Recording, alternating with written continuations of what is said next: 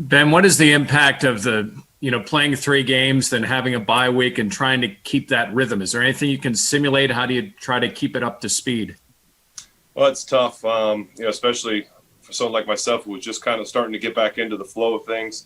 It's not easy, but you gotta adjust, you gotta adapt, and do the best you can. Jerry Dulac. Ben, good morning. I think a couple of weeks ago you talked about having, just getting to get accustomed to some of the new things in the offense, the pre-snap stuff, the motion. Is there a comfort factor with that? And what would those comfort factors be for you to kind of get in tune with it?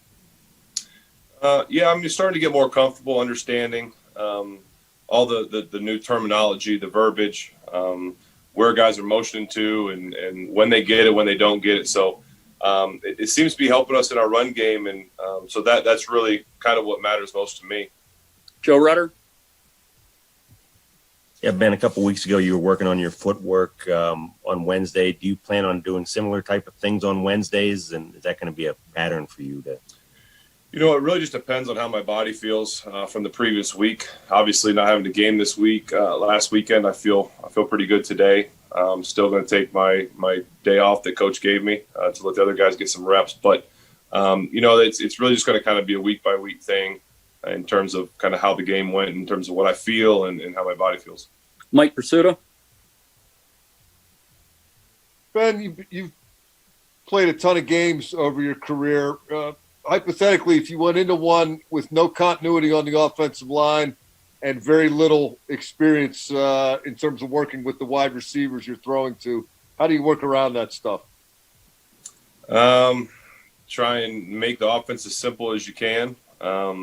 Make guys as comfortable as you can, because obviously it's guys that aren't used to playing together. So try to run the ball and get the ball out of your hands. Didi Kinkabala.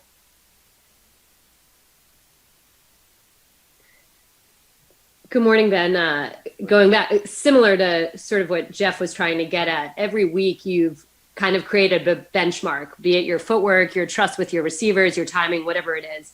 Is there something that stands out? And what do you do this week to make sure that you don't slow your roll? If every week you were getting a little bit better, how do you make sure that this week you're still on that same roll? Well, the league already tried to slow it down. So I guess I'm going to start back over from scratch and hope this week, I didn't take too many steps backwards. So just try and see how it goes this week, I guess. Mark Caboli. Hey, Ben. I was just wondering, how do you view Vance McDonald's role in the run game, and how do you feel he has been playing this year?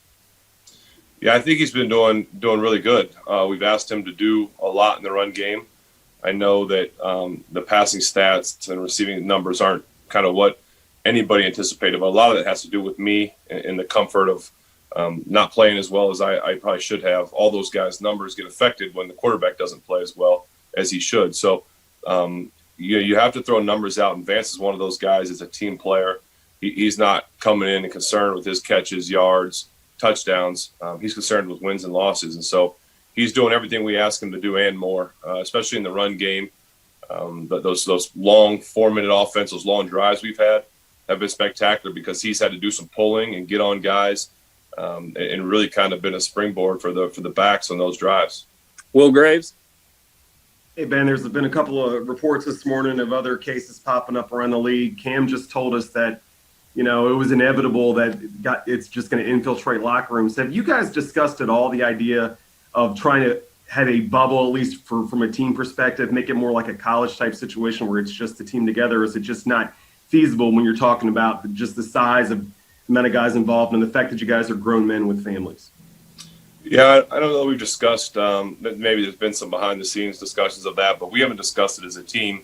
What we do say is that we need to be cautious, be careful, protect each other. And, new challenges arise this week with fans being allowed in the game now because fans are allowed in the stadium, which means we're allowed to have guests, in town and things like that. We're in the Roethlisberger family. We're not changing anything. No guests are coming in town, but there are new challenges that have been presented, and so hopefully guys can continue to be as cautious and as careful as we have been to this point. Brooke Pryor. Hey, Ben, going back to some of the things you're talking about not wanting to get out of a rhythm, even though you're forced to have this early bye week, do you do anything like throw over the weekend or, just try to stay active to maybe simulate staying in that rhythm? And did you watch the games over the weekend on Sunday? Well, I don't just sit on the couch all day, and I throw every single day because my son won't let a day go by without playing catch. Jenna Harner. Ben, you mentioned those fans. How excited are you, and is this team to, even though there's a minimal number, to have fans in the stands at Heinz Field? It'll be cool. It'll definitely be different because it's such a small amount, but just to have some out there will be fun and allowing our families back in. My kids were so excited when I told them they get to go to the game. So to me, that's going to make it worth it. Time for two more. Noah Strackbeam. Hey, Ben.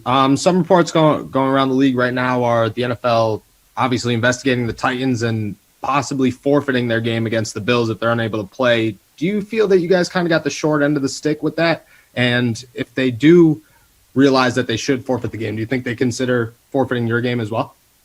I don't think they'll consider forfeiting our game. And, of course, we got the short end of the stick. Final one, Chris Adamski. Go ahead. Ben, I think this is the first time you've had 4 quarterbacks on the roster in the regular season since you've been on the team.